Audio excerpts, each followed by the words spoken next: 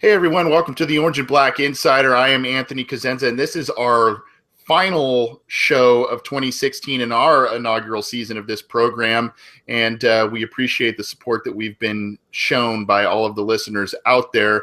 I am joined by my co-host, Scott Schultze. And I know, Scott, you and I had some kind of wacky schedules this week, but we're making it happen. It's week 17, and for a lot of people, it's kind of a mercy killing at this point that the Bengals are out of it. And, it's time to kind of be grateful. Christmas just is in the rearview mirror.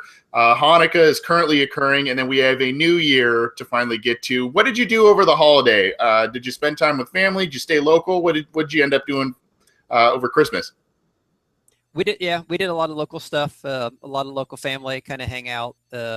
As some people may remember from one of the earlier podcasts, we have a young son, so it was mostly about him, kind of watching him open a ton of gifts and hoping I didn't get a ton of gifts because then this is more clutter. So it's as long as he gets the gifts and he's happy, he's opening them. That was kind of cool. So we did that, and in the midst of all that, tried to sneak in part of a Bengals game, which unfortunately was on 8:30 on Christmas Eve. Yeah, I think it was difficult for you and I before we went on the air. It was difficult for both of us to watch it.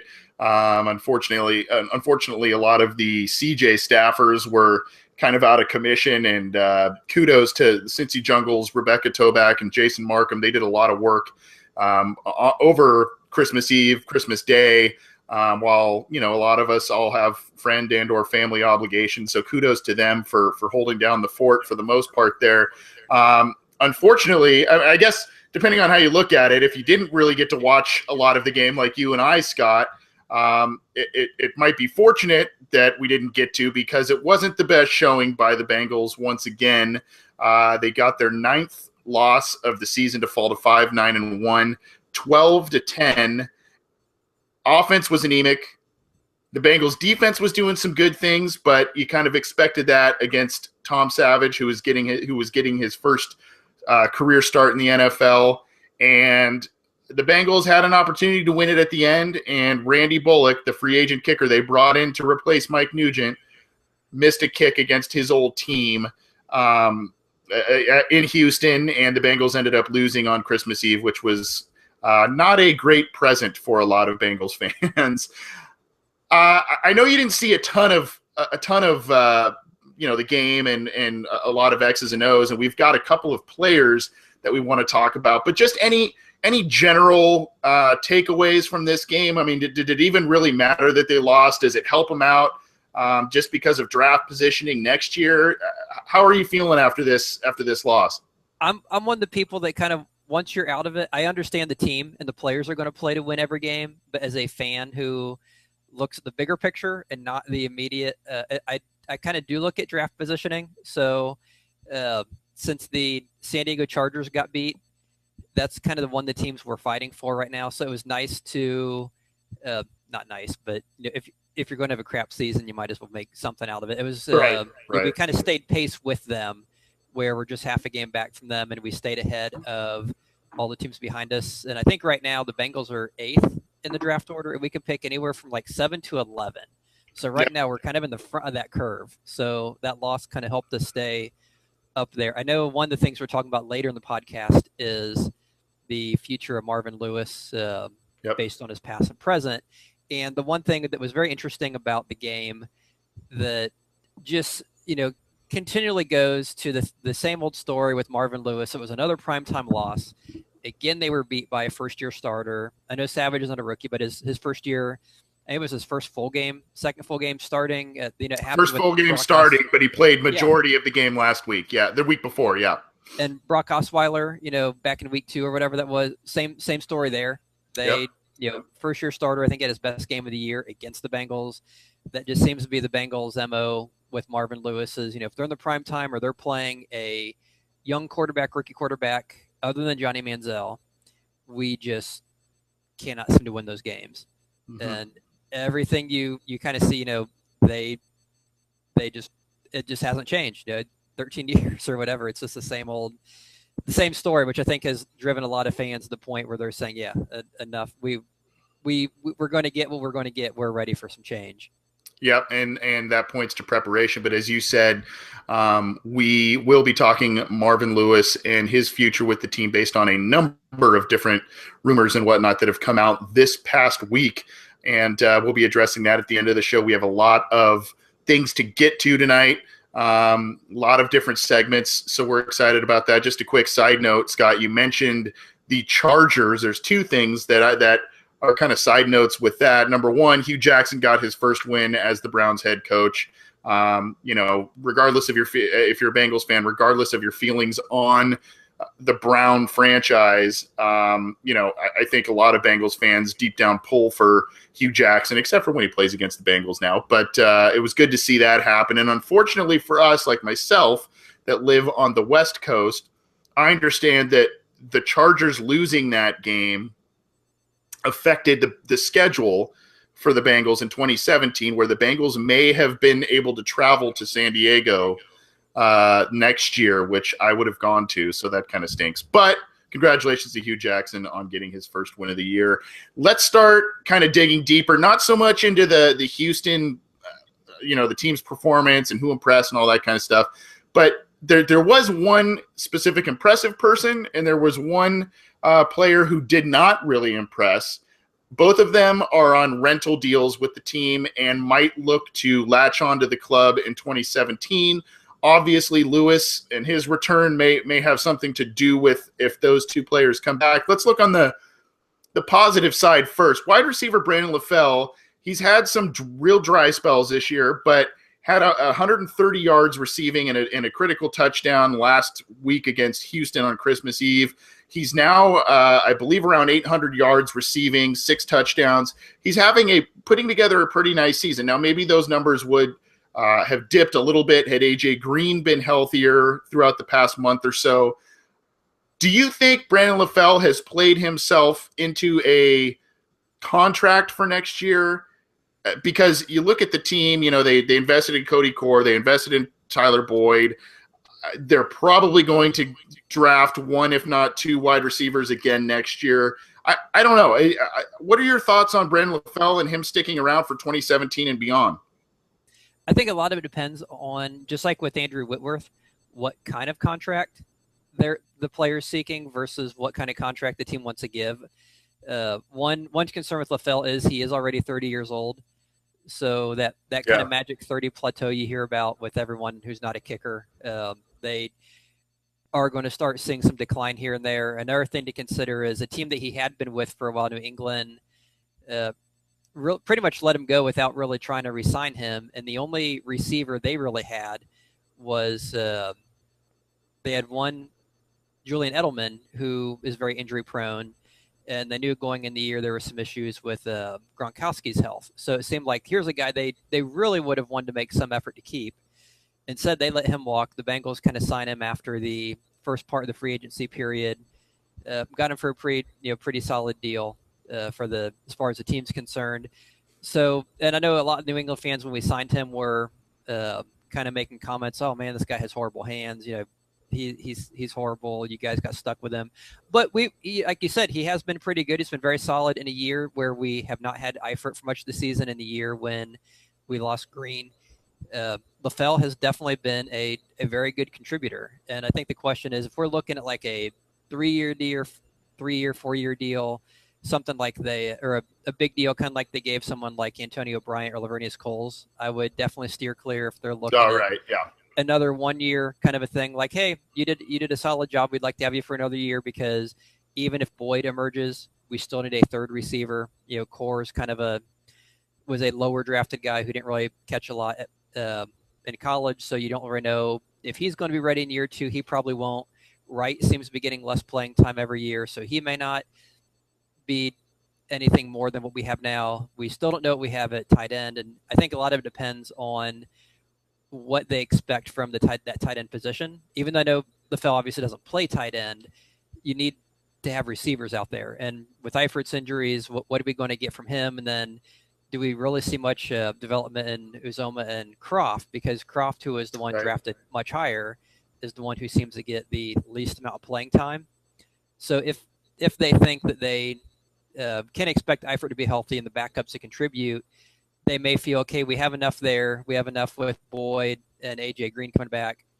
Let's, this guy is 30. But then on the other hand, you kind of have the whole Bengals thing where, he's a decent veteran, not great, but we love our veterans. We love, and that probably depends too on who's coaching next year, who's running the team. But I think as long as Marvin's there, I would be surprised if they didn't offer him something. I'm hoping it's not a big deal, but yeah, if we can get him for a year, or maybe 2 years with the first guaranteed, I'd be fine with that, because he has been a solid contributor, and he's been, without him, it's kind of scary to think how bad they could have been this year. Yeah, and for me, this is a double-edged sword. There are a lot of things I agree with you on a lot of that stuff, Scott. You look at him stepping up as a veteran guy and coming back in a big way after a poor season with the Patriots. Coming back in a pretty big way. Granted, all the injuries and all that stuff have helped him, it gives him more opportunities in the passing game. But again, I'm with you on price. I do think he has played himself into a contract more valuable than this rental deal that they got him on the cheap this year. So I think that has to be taken into account. But then you look at it and you go, okay, this team needs speed and it needs youth at the wide receiver position. So you probably look at the draft and you go, okay, maybe I would assume no later than round 3, the Bengals will be looking at a wide receiver that's in there. But then you go, okay, well, might you need veteran presence still with all these young guys still developing behind Green and potentially Lafell if he ends up coming there? Might you need that stability? And Lafell obviously has a growing rapport with Andy Dalton in the passing game. So that's one way to look at it. But then it's also the Marvin Lewis thing where he prefers to play the veterans and will sit the young guys. And if you get talented young guys, which the Bengals likely will this year in the draft, because as you mentioned, Scott, they'll likely be picking in the top 10 or so. So rounds 1 through 3, they should be getting some very talented players in that spot that they're allotted in. So I think if the price is right, I think it makes sense. I think guaranteed money and his age, and he's not the fastest guy, although he did outrun the entire Texans defense on Christmas Eve for his touchdown. He's not the fastest guy, but he's made some really nice plays for the Bengals this year, and he's kind of been a fringe, however you want to look at it, number 3, number 2, and even number 1 receiver now with Green being injured. So if the price is right, he wants to come back, I'm for it. I don't want to sacrifice time from a potentially talented younger guy in that could kind of bring the top off of a defense. But there's value to be had with Lafell, who's a veteran and has won a Super Bowl in this league, which obviously is something that locker rooms and coaches value with Lafell. Any additional thoughts, Scott? Yeah, I think part of it is also going to be, since they went from a very good 12-4 year, which probably would have been better if Dalton was healthy, to a very abysmal 5-9-1 year. The team has to assess where they think the failures were. I think we have our own opinions. I'm sure a lot of the readers and the writers on Cincy Jungle have their own opinions.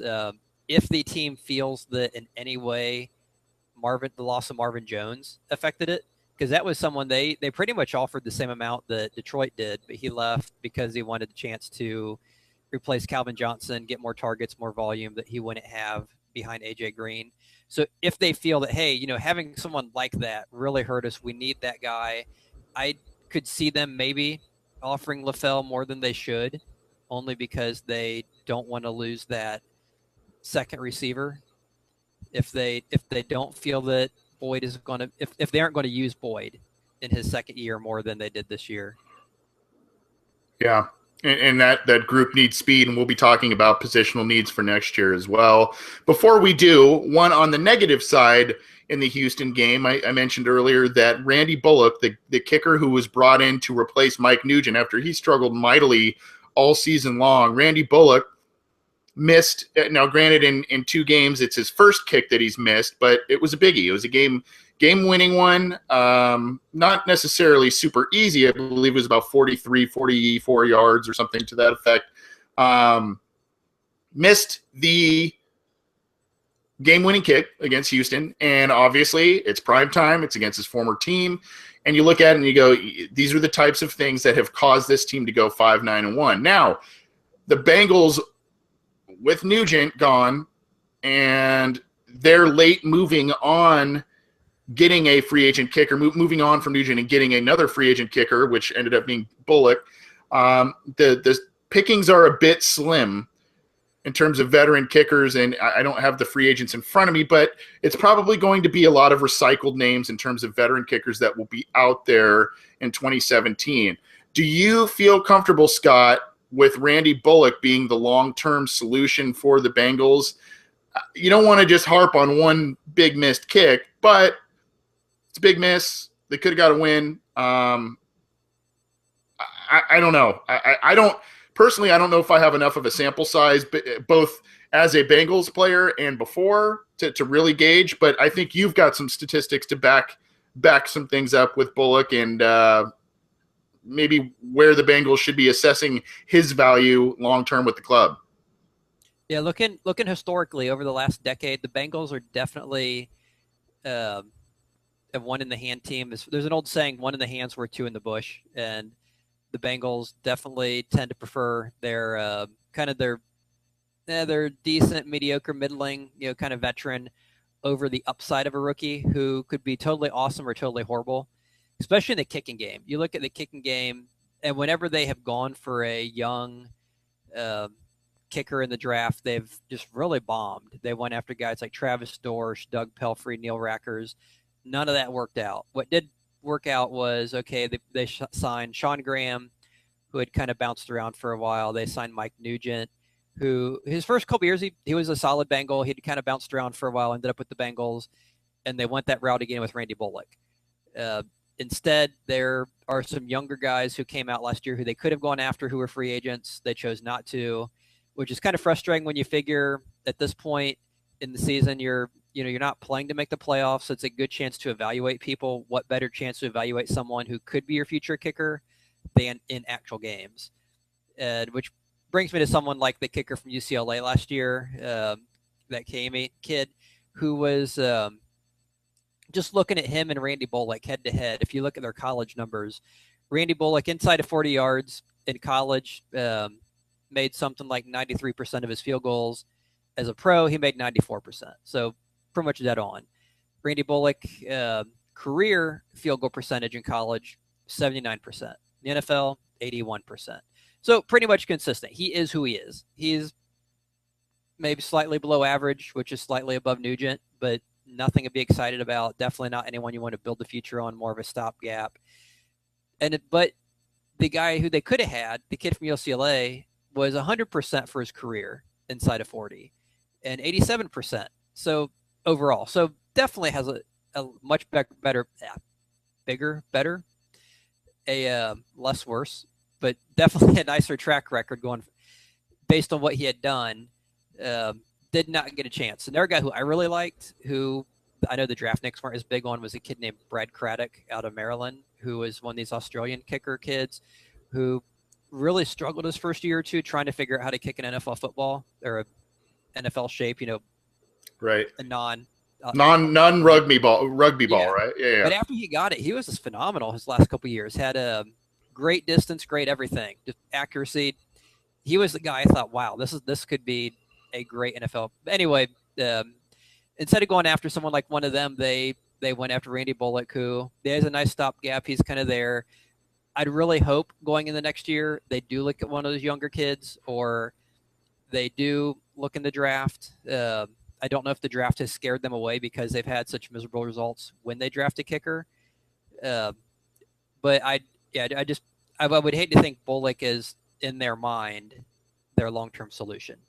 He's decent.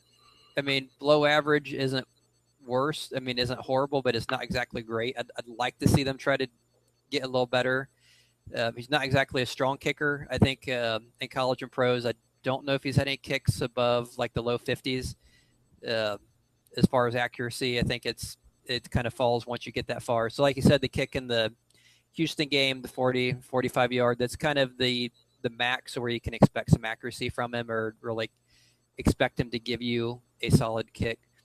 But yeah, so my answer is I have this bad feeling that if the same regime is in power next year, they're going to kind of lead with him being the guy. He's going to be signed. They're going to keep him. He's going to enter training camp as the guy to beat, and then probably bring in some low-end college undrafted free agent to compete with him.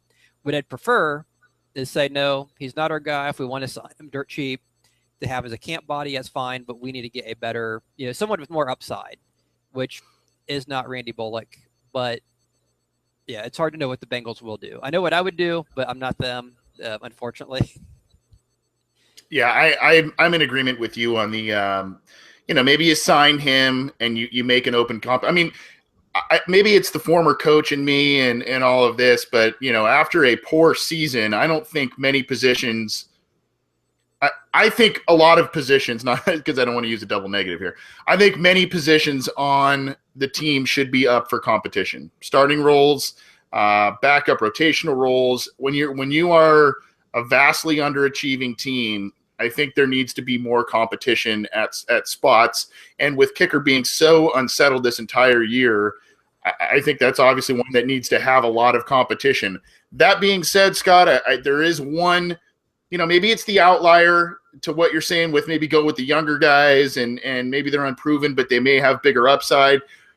Roberto Aguayo. And if you remember who he is, he was the phenom kicker out of Florida State. A lot of people thought he would go in day 2, which he did, second round to the Buccaneers. He was probably one of the best kicking prospects really since Sebastian Janikowski. I mean, Mike Nugent was also drafted, I believe, in the second round as well. So he was known as a very good kicker in college. He was hitting kicks from 50 plus. I think some of them were brushing up to 60 yards.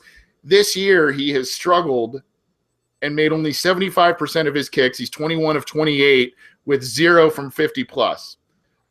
He's missed 2 extra points. So even some of the best guys that seem like it in college can not be the same type of guy because of expectations and all of that. You mentioned Travis Dorsch. That's another guy. I think he was an award-winning kicker / punter in college, and he ended up being a total flop. So I'm just throwing that out there. Again, that might be more of an outlier, but there are – as far as Robert Aguayo goes, when we did the draft previews, I had previewed all the kickers. I think I had him as like the 4th highest kicker. I just was not enamored with him like everyone else was, because if you looked at all the fanfare with him was the insane number of kicks he had made. Some huge number of consecutive kicks, and it was something like 80 of 86 or something for his career, or 100, but most of that was extra point attempts in his 2 years ago when Florida State had the great season. And if you look at his field goal accuracy inside of 40, he was phenomenal. But once you got beyond 40, his accuracy just really fell off a cliff. And each year from his freshman year, sophomore year, kind of on, it got worse and worse. And so I just saw a very troubling trend with him. So I was, I just say I know a lot of the talking heads were like, this guy's great. I didn't see it. I'll pat myself on the back since he had a bad year. Obviously, I'm not a draft scout, but if they do draft a guy, I hope they don't go off a name, but actually get a guy who is very consistent from 40 and 50. Yeah, and it's hard to find those guys. And I will give a little nod to my friend Cody Toomey, who does some things for Cincy Jungle. He also is kind of a draft guy himself. And he was very, very big on Roberto Aguayo. He wanted the Bengals to draft him very badly this last offseason. So, Cody, if you are listening and downloading the show, which I'm pretty sure you are, let's see what happens in year 2 with Aguayo, buddy. Before we turn the page on this segment, Scott, we do have a last-minute question in our YouTube chat room from Andy in Houston, and it kind of goes well with what we're talking about with Lafell and Bullock and long-term possibilities. He brings up Margus Hunt and the fact that he has two block. He writes, one could argue that Margus Hunt's blocked kicks put us in position to win 2 games this year, Jets and Texans. And they won 1 and lost 1. Should we keep him at a cheap salary? Your thoughts? I guess at this point, I'm just going to say yes, because we don't know who they're going to draft, what they're going to get in the draft. And we are very shallow at defensive end behind Carlos Dunlap. I know Johnson's a starter. He's been very unimpressive since he came back from Tampa Bay. He's had his moments, but has never really been a great pass rusher.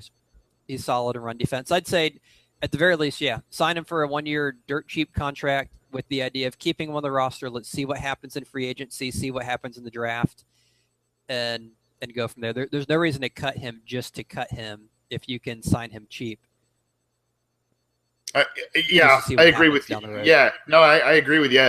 The caveat I have is I think, and again, this goes back to the competition thing. I think that if you sign him for cheap and he comes back, that's great, but I think he's got to have to grind and really show a lot to make the team. I don't want to keep a guy that has I don't think he has a quarterback sack this year. I mean, he played relatively well at the beginning of the season, had a decent game against the Jets and whatnot, but I don't want to keep a guy around for less than 10 tackles, minimal quarterback sacks, and 2 blocked field goals, and take up a roster spot for a rotational defensive end that might get you 6 sacks, 7 sacks in a year, whether that's in the draft or a free agency rotational guy.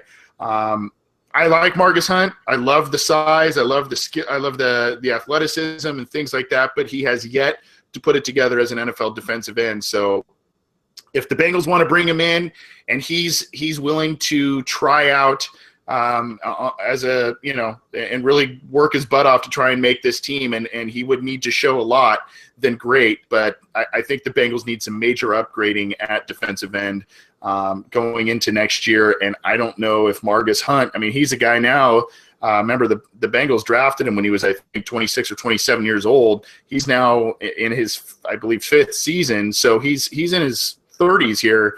And I don't know if he's ever really going to put it together to be a good rotational defensive end. We'll see. Thanks for the question, Andy. And again, you can check out this show every week. We record live through YouTube. So there's a chat room in there. We look at questions. We field those. So definitely join us every week. I know the last couple of weeks with the holidays and things like that, our schedules have been a little bit fluid. So bear with us. Usually we're on Wednesday nights, so keep checking us out. We will be doing this as long as Scott's available and Connor's available throughout the off season, and ramping up to free agency in the draft. So continue to keep checking us out. We appreciate your downloads. You can check us out on iTunes. We're on there. You can check out our content out on YouTube. Aside from checking us out live there, we're on SoundCloud, so you can subscribe to us there and check out our content. You can get in touch with us via email at theobinsider@gmail.com. We're on Twitter at BengalsOBI. We take questions there as well. And SB Nation Cincy Jungle website does publish this podcast on its site, so you can stream it through there as well. Thank you for the support. Let's talk about positional needs. We just talked about defensive end with Margus Hunt and all of that. I guess I'll say, I don't want to leave special teams out per se, but if you have one offensive and one defensive position of greatest need, whether it's free agency, whether it's the draft, what would you say are the greatest positions of need for the Bengals going into this offseason? If I was going, you don't go 5-9-1 because you've got a loaded roster. Right. So if I were to pick one position on offense, I'm going to cheat and say offensive line, because there are so many questions there. I know, obviously, Bodine has he's just been an issue since day one. We don't know what's up with Whitworth, who's a free agent at left tackle. He doesn't so far seem to be the answer. And then on the right side, you have he struggled there. Fisher's had his own struggles. Zeitler's a free agent at right guard. Bowling struggled, but came out near the end of the year. Well, he'd been playing hurt all year. So if I were to pick one position on offense, I would just say somewhere on the offensive line. They just because you look at a team like the Cowboys. So you're cheating. You're going 5 positions, right? No, I'm just going 8 position offensive line. Okay. If those guys are big enough, maybe they play all 5. Yeah, there you go. But you look at a team like the Cowboys who have invested well, and they have a great offensive line. And with that, you have a rookie quarterback, a rookie running back, just lighting it up because you're giving them time to throw, you're giving them huge lanes to run in, and and the Bengals have tried to do that. I mean, they used the high pick on Abuehi, they used the high pick on Zeitler, they used the high pick on Fisher. It just something just isn't working right. But yeah, I'm going to say offense, somewhere anywhere on offensive line. Okay. What about defense? Defense, man. Again, I could spend quite a while grumbling about quite a few positions. But if I were to pick just one, I'm going to cheat a little too and say linebacker. Because we've harped on it many times how they lack the speed at linebacker. Yep. I think people have been complaining about Maluga for a while, rightly. Vinny Ray just has not impressed me this year. I just would like to see, and I don't know if they're ever going to give Dawson a chance. Vigil might be an option, and then also with Burfict being hurt all the time, I just say another body at linebacker. So if I were to pick offensive player, defensive player, I'd say a lineman and a linebacker. Okay, so here's a question for you, because I kind of agree with you.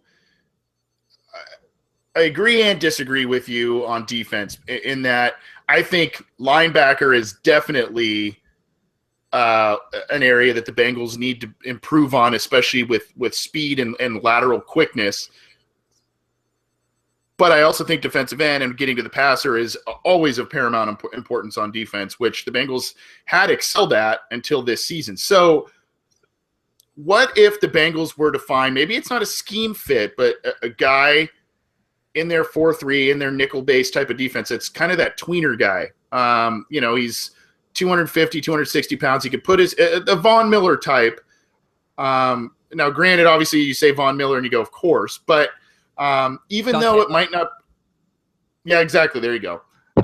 Even though it might not be a scheme fit, do you think – would you rather – I guess my question is, if you're going to go linebacker as your biggest defensive need, would you rather have kind of a safer it fits into our 4-3 scheme type of pick, or would you rather have a guy that has some edge rushing ability, maybe is a little raw on the linebacker side, but can get to the passer, maybe a little bit more of a boom or bust type of guy? I'm going to say part of it probably depends on what they have with Andrew Billings, because that's one area where I think D'Amato Pecco has 0 sacks this year, and he's struggled the last few years. And I think if Billings replaces him and can pull away some of the blocking away from Dunlap and Atkins, that might open up maybe enough on the front 4 that Johnson becomes somewhat productive, that maybe you don't have such a huge need, because, if you can put someone in there who commands a double team like Atkins does, or maybe forces you to be honest with your blocking, you might be able to see Dunlap get back to his numbers last year. You might see Atkins in the backfield a little more often like we're used to. So if Billings is what a lot of fans hope he is, I think that might help some a little up front. And I'd be more inclined in that case to say, yeah, let's go with the traditional 4-3 linebacker, someone like a Burfict who can cover, who very instinctive, very dynamic. But that being said, obviously we don't know what we have in Billings, and I'm saying that putting a lot of trust in a guy who fell a few rounds, who was hurt all this year. Right. So not knowing what we have in him or not in him, I'd be inclined to say, yeah, let's grab the Justin Houston, Dante Moak, Von Miller, kind of a guy, and David Pollock, Renard Wilson, someone who obviously generally hasn't worked out in a Bengals uniform when they have tried to go that route, but the upside would be pretty huge. Yeah, and like I said, I mean, if the Bengals went with a linebacker, a lot of people like Reuben Foster out of Alabama is more of a traditional, speedier, maybe a little bit more like a Ryan Shazier type of linebacker for the Bengals. I think that it bodes well for them. It's a physical division, and the Bengals need to continue to play good defense. But I think getting to the quarterback is always of paramount importance. So if there is a guy there that they really love, then I think as an edge rusher, I think they should do it. But it also depends on who the coach is at that point, and we'll talk more about that later. But if it's Marvin and Paul Gunther again is his defensive coordinator, they're going to want some of those bigger bull rush, stronger behemoth type of defensive linemen, especially on the defensive end spots, rather than some of these tweener type of guys, which I think the Bengals need speed at that position to mix in with those two big guys, Carlos Dunlap and Michael Johnson. But I do think if they go defensive end linebacker early, and I think they'll probably grab both of those positions within the first 3 rounds, I think you can't really go wrong there. On offense, I might say something a little surprising here. I agree with you with the offensive line. However, it's hard for me to sit here and say, and I'm contradicting myself, I know, but it's hard for me to sit here and say offensive line when 2015 they drafted 2 tackles. Last year they drafted Christian Westerman, who seemed like a promising guy. So you don't really there's a lot of even if Zeitler leaves, and there's a lot of change that could occur, but the Bengals have at least have bodies or had a plan in place should Whitworth retire or they don't re-sign him. Zeitler leaves. Clint Bowling maybe doesn't work out. They have 3 players there that are waiting in the wings. That being said, I don't think the offensive line couldn't use an upgrade. I think they could definitely add some help there, especially at center. But I'm going to say wide receiver, Scott, and I'm going to tell you why here. I looked at the Bengals schedule this year, and they scored 30 points this year. Now, granted, they have 1 game coming up against the Ravens. 30 points this year, 1 time, and it was against the Eagles, 32-14. I'm looking at other games here, 12 points, 14 points, 23 points, 20 points, 10 points last week. I'm sorry, 2 games they scored 30 points. Against the Browns they did as well. So Eagles, 32 points, Browns, 31 points back in week 7. They scored 27 and 17. I mean, so not a lot to say, hey, explosive. Now you look last year, 1, 2, 3, 4, 5, 6, 7 games they scored 30 or more points, with a lot of others at 28 points, 27 points, 24 points. I mean, so they hovered around that spot a lot. My point is they are not putting up points because they do not have explosiveness or experience at wide receiver. Now, granted, obviously rookies, that doesn't provide experience, but they lost out on some explosive players in last year's draft at wide receiver, whether it was Corey Coleman or Josh Doxson. They did get Tyler Boyd, who I think is a good football player, but they need a deep threat, and they need a guy who can stretch the field. Now, whether that's in free agency, Deshaun Jackson is a guy that's potentially entering free agency, though he's 30 years old.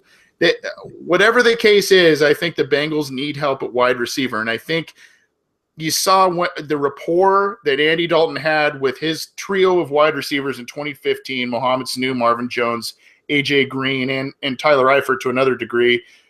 And those guys leaving this year, you could see a uncomfortability with a discomfort with Andy Dalton in the pocket. Am I crazy for thinking wide receiver? I wouldn't say crazy, but I would throw up as far as wide receiver and passing the ball. Dalton has a chance to throw for the most passing yards he has in his career this year. You're right. He's actually really close to it.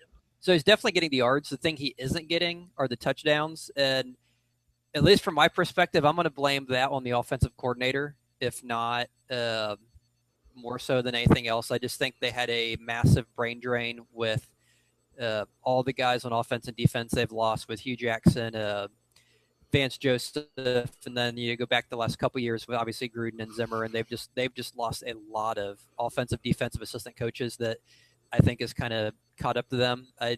There've been multiple games where I think a lot of the fans have rightly complained that the Bengals play calling doesn't seem to be very well orchestrated. It just seems to be very flat. It seems very predictable. So, yep.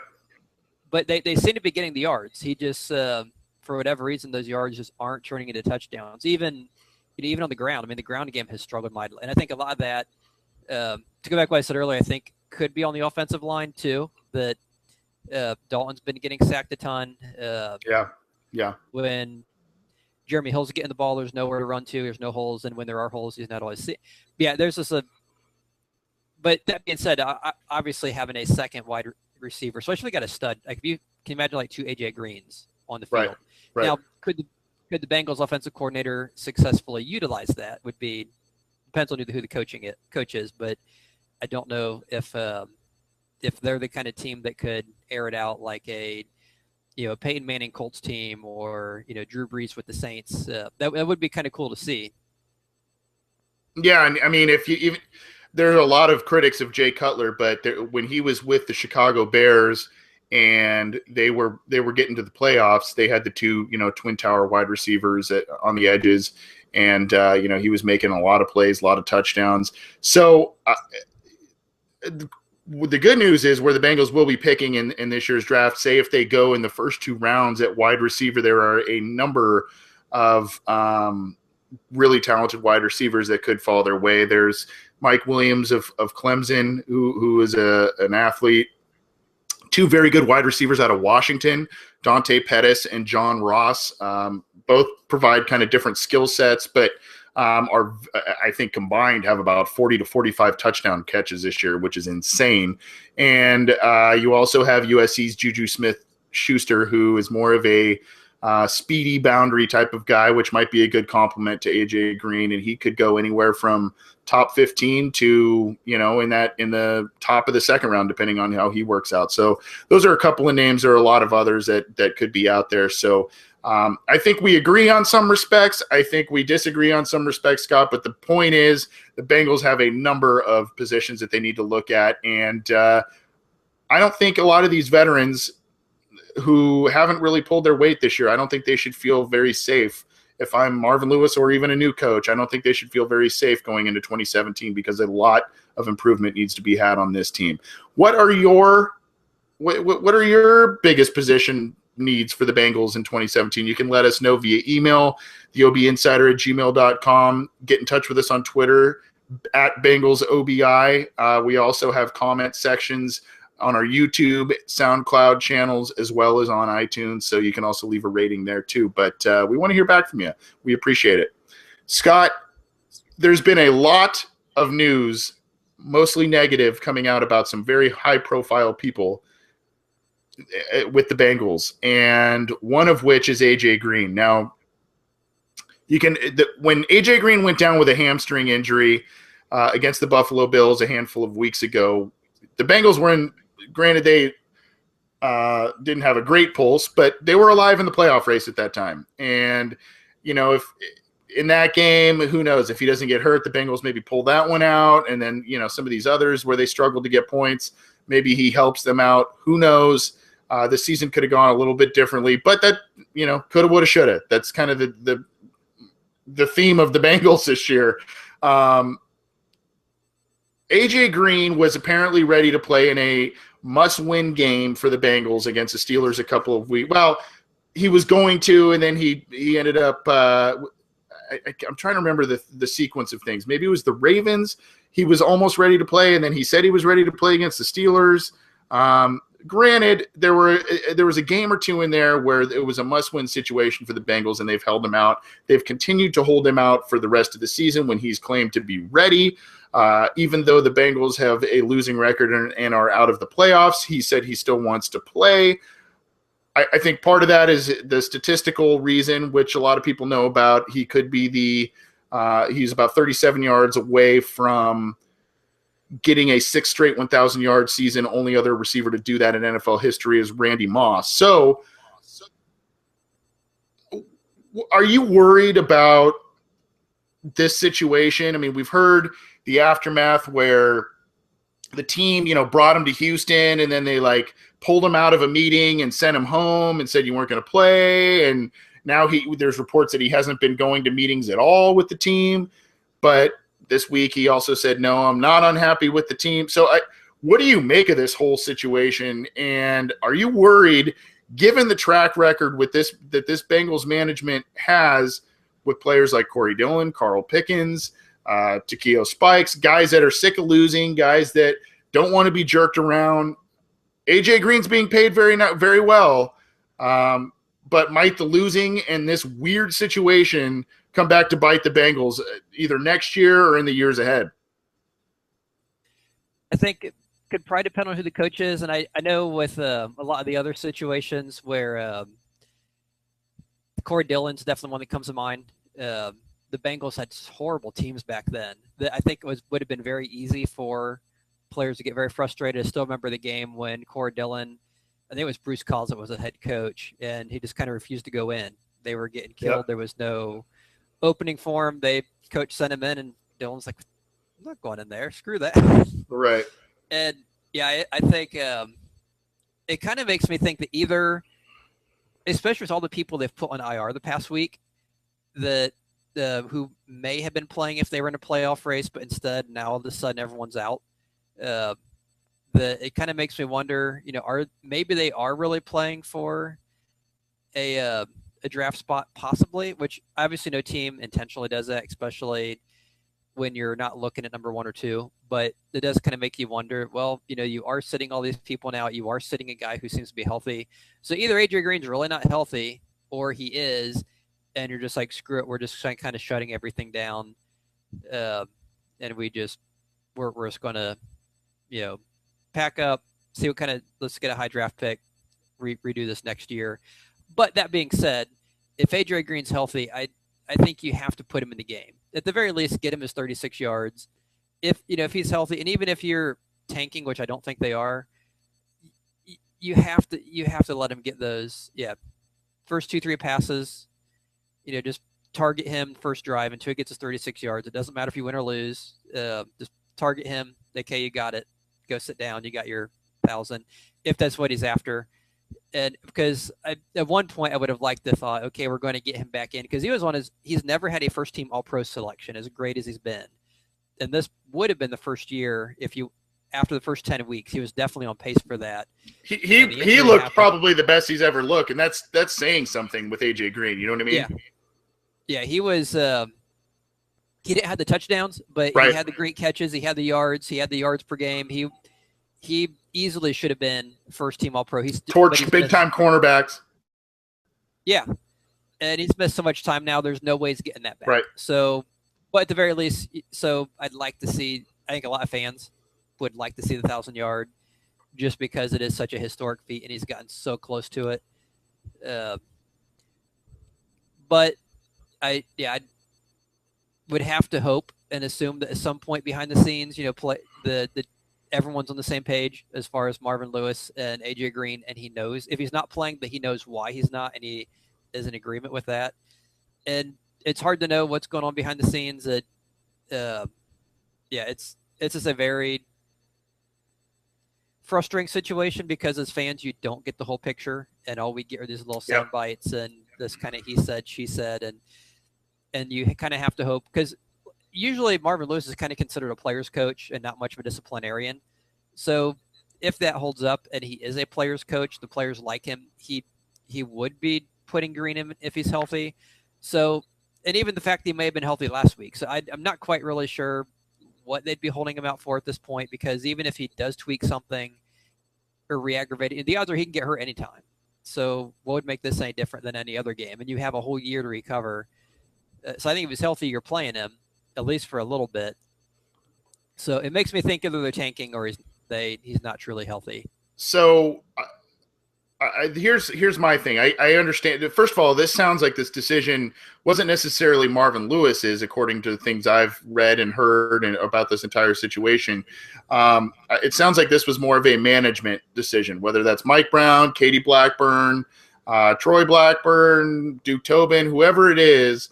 They kind of came down and said, no, he's not going to play. Now, my assumption is there's a couple things at play with this. Now, going back to why I think this was a management decision, you look at it and said, I'm told the offense had been, this is from Bob Holtzman of ESPN.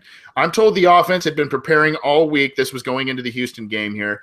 All week expecting Green to play, and that neither the players nor the coaches knew anything different until last night. One source told me the rug got pulled out from under us. I was told the decision was made by ownership. So it doesn't sound like that was a coaching decision, a Marvin Lewis decision. Obviously, Marvin Lewis toes the Mike Brown company line, so he's going to go with that. I understand the decision from a couple of standpoints. Number one, it helps you with draft positioning, whether they are tanking, not tanking, whatever. You discussed that, Scott. Number two, there's long-term effects that could come with this. You rush him out there, and what was a slight tear in a pull of a hamstring becomes a full tear and surgery, and then you've got potentially a Tyler Eifert, Marvin Jones situation where they miss significant time the following year, and you don't want to do that. I understand. My thing is, if you know AJ Green, you've seen anything about him, you've heard his interviews, and you compare him to the likes of Chad Johnson, Corey Dillon, Carl Pickens, all these other guys that are intensely skilled Bengals players who have also been very outspoken. It is going to take a lot to get AJ Green upset. And this situation seemed to have upset him. Now, granted, he went, and this doesn't really, it says he's not unhappy. Well, he's not unhappy about how this whole situation went. Well, a public statement he made was through the team's spokesman. So that's not, I'm not hearing it from Green himself. I'm not saying he's lying. I'm not saying that's not accurate. I think if he just came out and said, hey, I understand the decision and that's the deal, it puts out the fire and that's that. Well, now we're kind of sitting here. Another big question lingers over this team as they head into a possible major offseason of change, and it's a little worrisome.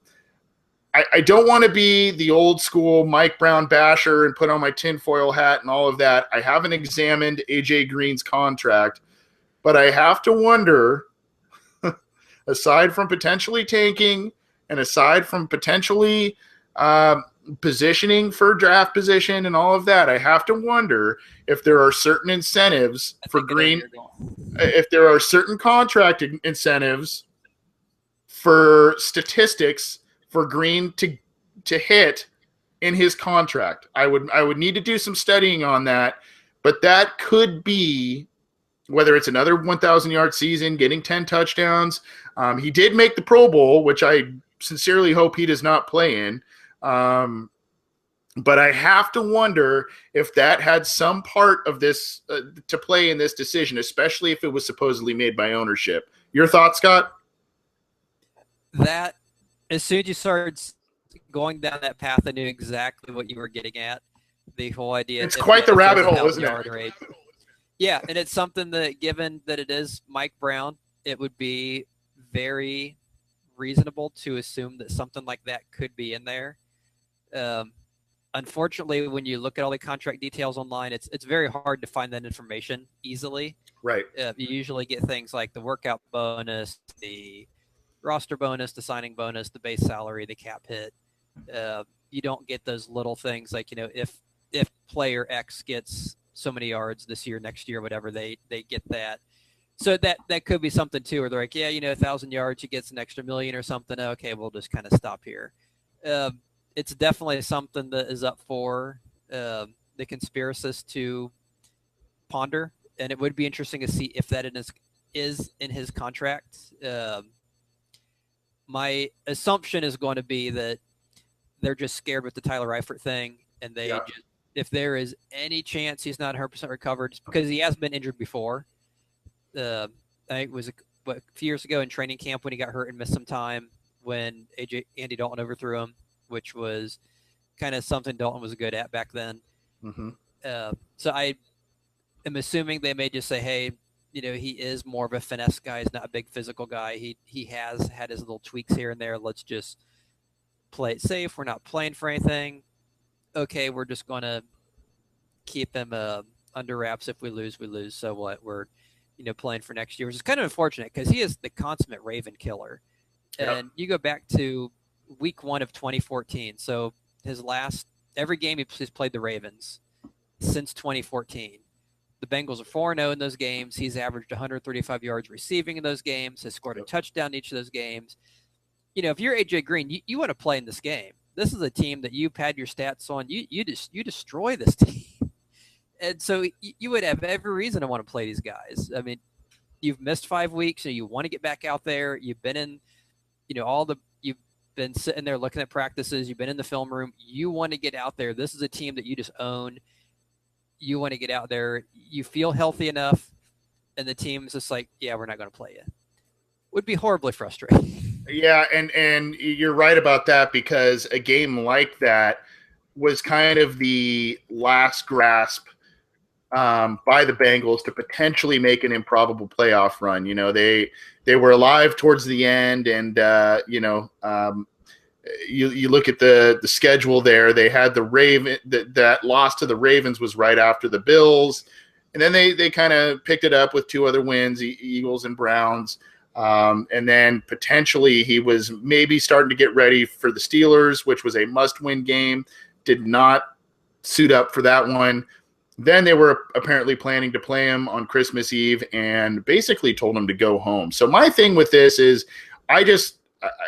there's a lot of things that this management has done both negatively and positively over the years. Negatively, we talked about the handling of some of their star players who were disgruntled. And positively, you can look as recent as the Devin Still situation and what they did for him and his daughter, which I thought was incredible. And I don't know that many other teams would have done a lot of the things that the Brown family did for Devin and Leah Still. I thought that was a very, very cool thing. So I don't want to sit here and just slam on the Brown family, but given the history, given the weird nature of this entire situation, you kind of got to wonder what the heck is going on here. And let's just hope the long-term repercussions are not there and AJ Green isn't disgruntled. He doesn't seem to be a guy that is a fly-off-the-handle type of person. He's just not like that. But you got to figure, you thought you were going to play. You're already away from your wife and your new baby in their first Christmas, and then they send you home and say you're not playing, and then you got to fly back on Christmas Eve to back to your – it was not handled well by reports, and I hope that doesn't have long-term lasting effects. So I don't think it will, but we'll see. Scott, you have also now, and we're going to turn this into a segment called Yes or No, and we're gonna do yes and a reason or no and a reason, and it's going to be about Marvin Lewis. Now, aside from all the AJ Green drama, there's been a ton about Marvin Lewis this week. And a lot of it is he going to retire? Is he going to be fired? He's not really answering things. Now, according to an interview he was on with Sirius XM NFL Radio, he said Marvin Lewis did say in response to all of these rumors that he would be back. But Scott, you did put up a post, and it's a weekly post, I believe you do, called Coach Talk, which is very entertaining, especially when Marvin Lewis is the coach, because though he's kind of a buttoned-up guy, sometimes he's very giggly and animated and kind of different, but a lot of times he plays things close to the vest, and he's playing this one a little bit close to the vest. So you had wrote, Chris Cooley, former Washington Redskins tight end, said that he knew somebody inside the organization and he would retire at the end of the year. And reporters asked him, do you have any thoughts on that report? And he just kind of said, you didn't respond to it yesterday, so why would you today? It's unfortunate that you could have somebody do something like that, I guess, and cause you guys work. You guys meaning the journalists. So that's unfortunate. If you want to talk about the Ravens, we can talk about that. That sounds like Bill Belichick. The next question. So I would assume you're not going to retire. Again, if you want to talk about the Ravens, we'll talk about them. So he's not really going. He's not really giving an answer, and I understand. And obviously, the questions are understandable, given that the Bengals are in the midst of a very disappointing season after 5 straight seasons where they were one and done in the postseason. So questions about Marvin Lewis are going to be asked a lot this offseason. Now, he is under contract through 2017, so he's got one more year on his deal. I guess the question is, do the Bengals want more offseason change after just experiencing another big offseason change, or is that what's needed? Is an overhaul what's needed? So, Scott, yes or no, Marvin Lewis will retire after the 2016 season? Retire? I'm going to say yes. Really? Okay. Why? Because I think he needs to be fired, and I don't think he's going to get fired. I think he's going to choose to retire. I think it's just been long enough. Part of it is the Nugent thing. The fact that they finally got rid of Nugent makes me think that, okay, this team does have a limit or a threshold. There is a point where they will only tolerate something for so long before they say, yeah, we just have to move on. I reluctantly agree with you. And initially, literally, when I asked the question to you, I was like, no, I don't think he's going to retire. And now I'm kind of like, yeah, I think he might. I think he looks worn out. I think he does not have the same grasp on that locker room as he used to. And I think this was a critical decision. Now, granted, I think he's done a lot of good things for the Bengals, and he's got a good working relationship with Mike Brown. But I think this was a critical season for Marvin Lewis, in that if he could get this team to rebound after how ugly last season ended and could get them back to the playoffs or whatever, I think that he would have a job for life. But I'm seeing a situation, if you remember, Scott, it was after 2015, where Tom Coughlin was the coach of the Giants. He had done so many good things for the Giants. It was kind of like we don't want to fire you because you've done so many good things for us. Why don't you just step down?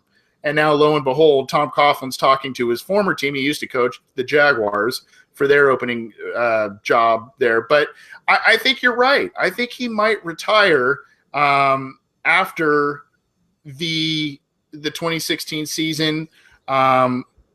So that's going to be interesting to see what happens with the team if he does do that. Now, yes or no, Scott, if Marvin Lewis does not retire, will he be fired from the team? And for that one, I'm going to say no.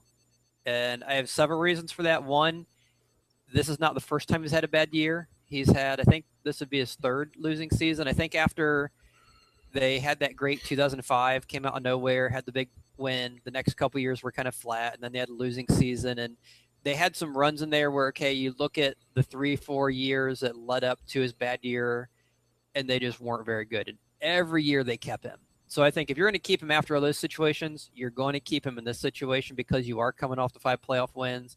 Plus, the Bengals' last 5 games, their last 5 losses, they've lost by a total of 16 points. I know. Isn't that just disgusting? Oh, my gosh. Yeah, and so it's not like they're getting blown out. They're losses, but I think they actually have like a positive point differential or right around 0. And so like 1.4, 5, 4, and 2. And you look at something, okay, the Washington, you missed a kick, you got a tie. Buffalo, you lost by 4, you had 2 missed field goals. Houston, you missed a field goal to win the game. Those 3 games right there, that'd make you 8-7. And you get any one of those, 1-2 point, 4 games that you lost that I mentioned half a minute ago. You're in the playoff hunt. You probably could, you're in competition for the AFC North as bad as it was this year. So I don't think he'll get fired because I think they're going to look and say, hey, we were really close right there. despite losing all the coaches, having some of the key people hurt, and not firing on all cylinders all year, they still have enough good pieces, despite a lot of the deficiencies they displayed this year, that I just can't see Mike Brown firing him. I agree with you. I just want to say, as a side note, I think we look at that point differential there and the small margin of losses there. I look at that differently. I think that shows an inability of the team to close out games, which I think is indicative of coaching. But I agree with you. I think this is, though the retirement thing might be similar to what I mentioned with Tom Coughlin, where it's like, well, we're not going to fire you, but if you're thinking about leaving, this is probably a good season to do it. I don't because of the relationship between Mike Brown and Marvin Lewis that we've heard so much about, and because the Brown family is loyal to a fault to certain people, I think he's got a job as long as he wants it. Now, a lot of people talk about, well, if he leaves, he could do this or that in the front office.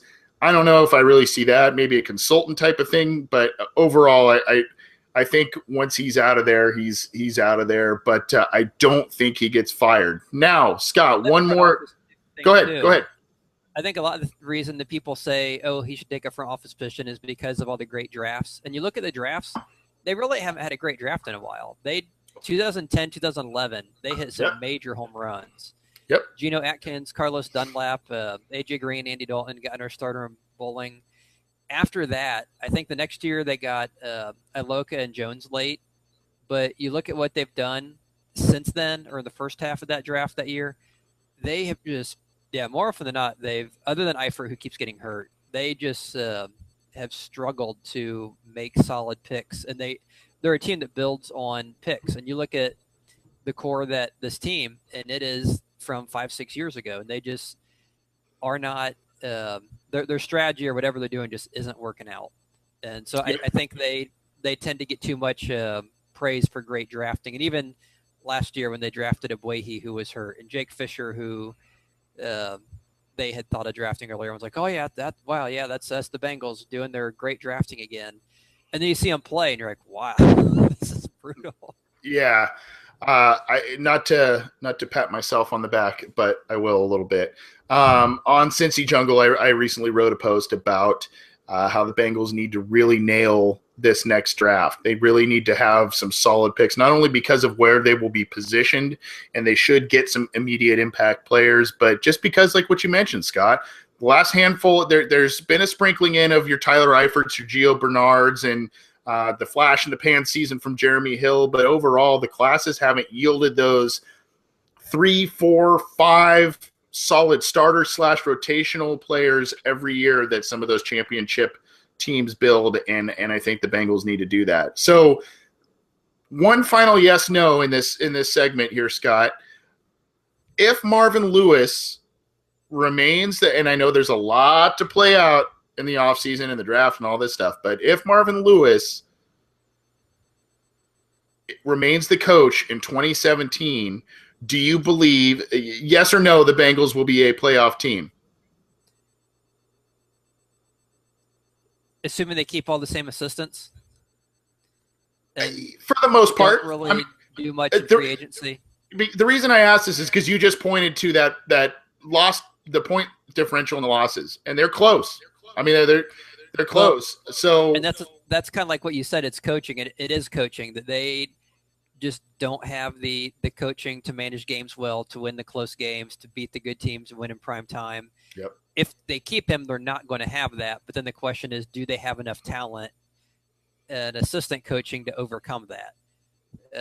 They obviously don't have the assistant coaching because they all left over the last couple of years. The talent portion, I think, depends on how good William Jackson is, how good Andrew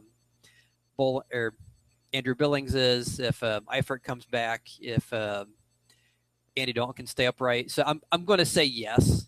They sneak in the playoffs somehow. I think that they still have a lot of talented players, and I think the talent can overcome the head coaching to get them in the playoffs with Lewis there. Just assuming some of the injured guys get hurt and they do just enough in the draft and just enough in free agency to stay competitive. So I would say yes. They probably sneak in as a wild card team.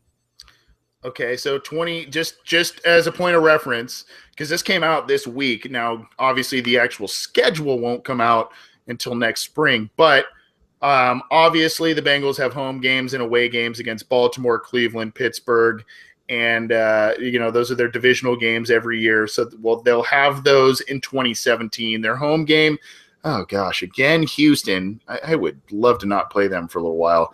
They have Houston at home, Indianapolis at home, Chicago at home, Detroit at home, and then it looks like Minnesota, Green Bay, Tennessee, Jacksonville away, and then you've got a couple of other teams there. I think 1, 2, 3, 4, 5, 6, 7. So I think there's probably an AFC East team and an AFC West team they'll add in there. So doesn't look like an overly daunting schedule. The NFC North will be tough. Green Bay will be a tough out. Chicago's blah. Detroit's having a good year this year. Minnesota will be tough. So there's some tough games in there. I'm going to say no if he remains the coach. I've seen enough personally.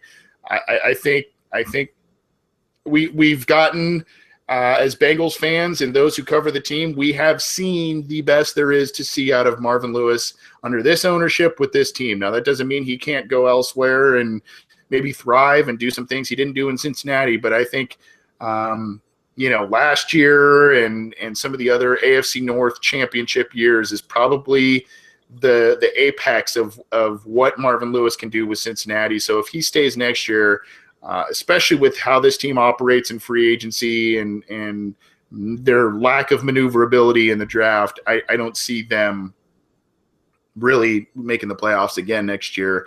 I think it's going to take some massive change, but that's just an opinion. So, Scott, just to wrap up this segment, we have a comment from Brian McHugh in our chat room who says, I don't see Marvin going for one more season, but I might be wrong. We have Andrew in the Cat Fives. I assume that Marvin will keep the same coaching staff in 2017 and will not make the playoffs. Paul Gunther will end up coaching defense for Gruden in Washington, D.C. with the Redskins, and Zampese will not get another NFL job. Well, we'll see if that actually takes place. But thank you for the feedback in the YouTube chat room tonight, guys. Before we get out of here, Scott, I just want two quick things about this upcoming game against the Ravens. There's not, personally speaking, I don't think there's a ton to talk about because the Bengals have their lineup is battered. They've got a bunch of new people in there, and they're really kind of just playing for pride at this point. But two questions I want to ask, one of which is obviously the score, because we do that every week. But number two is some of the players who will be out there with new roles, more prominent roles, whether it's Rex Burkhead, Nick Vigil, Trey Carson's even going to be in there. So there's a lot of guys that are activated. Jay Kumarau. What one youngster are you looking forward to most seeing that could show the most promise as a long-term prospect for the Bengals? I guess assuming that the young guys actually get to play and just don't get active roster roles and sit on the bench. The ones I'd be most interested in seeing, because this is kind of like a preseason game for me in many regards, would be it's a good point, yeah. And it kind of is. I mean, it's not so much week 4; it's more like a week 2 preseason. Right, yeah. And so I'd say whoever the players are who are the most likely to have an impact next year. So obviously we've seen Tyler Boyd. I'd like to see them target him more, but obviously outside of him, because he has been playing, I'd say anyone like a Nick Vigil. If PJ Dawson actually steps on the field in some capacity, someone like that, someone who. Obviously, I'd love to see someone like William Jackson or Billings, but they're both hurt. So anyone who could be a significant contributor next year would be someone I'd like to focus on and just see, okay, here's your regular season, preseason game. Let's see how these guys do to get excited for them in 2017. Yeah, and I'm gonna just kind of cheat and go obvious with mine. I'm gonna go Rex Burkhead, and he's not the youngest guy. but obviously he's been buried on the depth chart for years behind Jeremy Hill and Giovanni Bernard. A lot of Bengals fans, I don't know if I wholeheartedly agree, but a lot of Bengals fans have recently been saying that he looks better than Jeremy Hill as a running back receiver and should get more time. He is an impending free agent, so it's going to be interesting to see if this type of game really plays into a surprising contract next spring, whether it's by the Bengals or another team. But he has looked pretty good for the Bengals over these past handful of weeks with Giovanni Bernard out. Definitely helps out in the pass game. Definitely has been a hard runner. He doesn't pass block as well as I had hoped, but I mean, it's hard to get hit the trifecta with a running back. But he did have that nice run, that kind of jumping. I'm trying to remember exactly what it was. The second half of last week, where I'm like, wow, where's this been? Yeah, kind of Brian Leonard-esque, right? The Leonard leap, right? Hopping over guys. But yeah, I know that's an obvious answer, but I think he's probably one of the guys where you really got to keep a close eye on, just because he might be a guy that ends up getting a prominent role somewhere next year, whether it's as a number 2 running back or what have you. It'd have been nice to say someone like Trey Carson or Cody Core or Westerman, but I'd find it very hard to imagine the Bengals, if Marvin's there, actually using them next year. Right.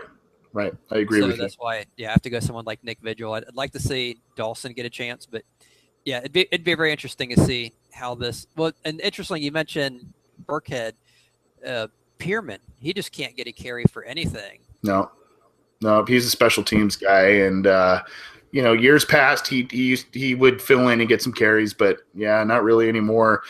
Dawson might get some time if Vontaze Burfict doesn't clear concussion protocol again this week.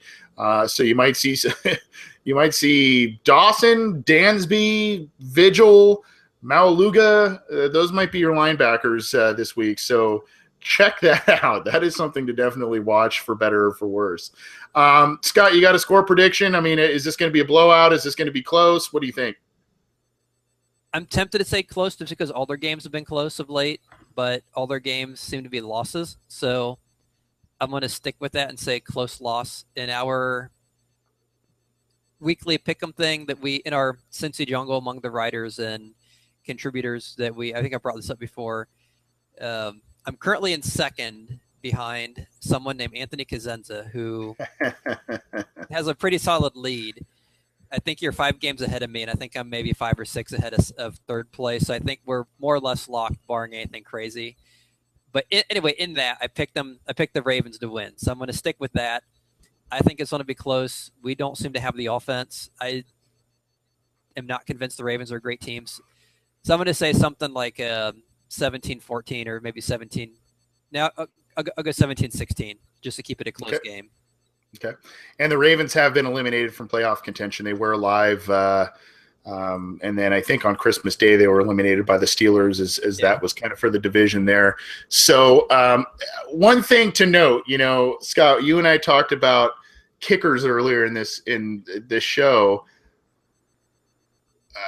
I think this kind of plays into your corner here. Justin Tucker, in my opinion, the best kicker in the league. I think he is just amazing. Undrafted, 2012, and he went to University of Texas, and he has put together so far he's won a Super Bowl. He's been a 2-time Pro Bowler and a first-team All-Pro.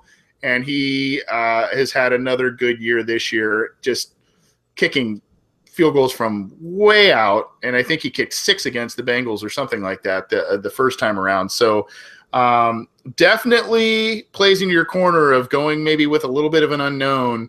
And, obviously the Bengals fans look at that and they go, oh, why can't we get a guy like that? But I agree with you. What's that? I will say I am a huge fan of him. Are you? I've had him in my work fantasy league. I think last 2 years, 3 of the last 4. Okay. Just because of those reasons. Because he's money, he gets you long kicks. He hits bombs, man. Yeah, and he's very accurate. Yeah. And real quick, how'd you do in your fantasy? You're a fantasy guy, so how did you do? In our Cincy Jungle one, I finished the year with the most points. Unfortunately, In each of the playoff rounds, I had the high score every week except for 1 week. Oh, and so I did not win the championship. okay. Actually, got beat the week before. In my work one, we'll just we'll leave that go. Okay. Yeah. All right, let's go past that.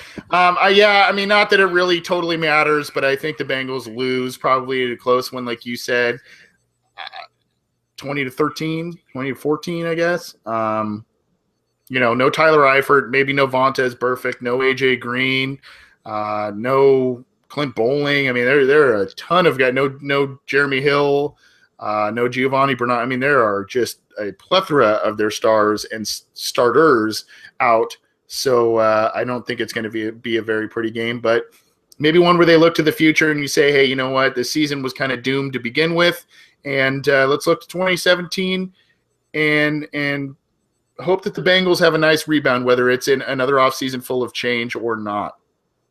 So, again, we've talked about it a couple times on this show, but follow us on YouTube at BengalsOBI. You can get in touch with us via email, theobinsider@gmail.com. You can tune in every week on our YouTube channel, and we've had a lot of nice discussion this week, and we've answered some questions and or read some comments on the air. So we want to encourage you to join us on our YouTube channel every week and subscribe to the channel and download the videos. There's the entire podcast, other video clips that we kind of cut the show out in different segments. So check those out. We also provide those on our SoundCloud channels. So subscribe to that as well. You can also download us on iTunes. We are there. And you can also check out not only our stuff on Cincy Jungle, but the other great content that many writers put up there. Even though it's been a struggling season, there's been a lot of good content on Cincy Jungle throughout. And there's going to be an interesting season on that website, off season on that website, because we'll be talking a lot about draft, off season needs, free agency, potentially coaching changes. We don't know. So check that out for all of the updates. Not only to you, Scott, but to all of our listeners. I hope you had a belated Merry Christmas, a Happy Hanukkah, if that's what you celebrate, and a very happy and safe New Year. New Year's is a lot of fun for a lot of people, but if you're going to go out and celebrate and drink some adult beverages, be safe. Take taxi services if you need to. Get a designated driver. Do not be out there drinking and driving. Nobody needs that kind of stuff. So be safe. Happy New Year. Scott, thanks for sharing this year. I know, unfortunately, this podcast hasn't necessarily brought the Bengals luck in its inaugural season, but hopefully as the weeks and months and years go on, that the Bengals will start to pick things back up. But I appreciate everything you do with this website, buddy, and this show. Well, and we have gotten some good. I mean, we learned this week that Marvin Lewis in an interview is more like Bill Belichick than Donald Trump. And we learned we need to make AJ Green happy. And unfortunately, we didn't get a chance to discuss our favorite Christmas songs, but we have a whole year to do that because we're going to have 4 long months of knowing where the Bengals pick to say. You could do that. To discuss something. My front runner right now is I like Andy Williams stuff, like Happy Holidays and like old school crooner stuff. Like that's the stuff I particularly like. What about you? My son would say Jingle Bells because he's 3. So that's and you can do Batman Smells, and you can do all the add-ins. Yeah, he'll even sing. He'll pop into Jingle Bells out of the blue. And whenever I try to steer him to anything else, it always goes back to Jingle Bells. That's awesome. So I'd say I don't know. I kind of like the very powerful, like a We Three Kings or the Carol the Bells or something that has kind of like the traditional kind of old school kind of. You could really crank out with like a pipe organ and like the really dramatic, the whole, Christ is coming, Christmas kind of I think that kind of stuff's pretty cool. All right. Well, there you go. Any other final thoughts as we wrap up the year in this episode? That is a great question on the spot, the spur of the moment, so I'm just going to say, hopefully next year is a more successful year, but it's been a lot of fun with you and Connor, who unfortunately was not here this week, and looking forward to many more in 2017. Yeah, it's been a lot of fun. This has been a new project for us, so we thank you for the support. I thank my co-hosts for always coming on here, bringing the knowledge, dealing with my hectic schedule as well as juggling their own hectic schedules. I know it's a lot, but we have fun doing this, and we enjoy bringing it to all of you. Again, happy new. What's that? As I say, it has been great. You mentioned the schedules. It's been great with the people who have been downloading, been listening, that have been posting comments, questions on Twitter and the different things. So that's been great too. It's been great to know that it's not just the two of us doing a Skype, but they're actually right. Yeah, the fan interaction's awesome, and I think that has to do with not only the rabid nature of Bengals fans, which is awesome, but also the SB Nation Cincy Jungle platform and the loyal readers from there that have translated over into joining us both live and downloading it. So we appreciate it. Happy New Year, everybody. Try and do what we can to make the Bengals great again. Not to stand on a political platform, but I think a lot of us will agree the Bengals need to turn things around in 2017. Let's hope that they do so, and let's hope that I don't know, if you want change to come, let's hope that happens. If not, let's still root for them. Happy New Year, everybody.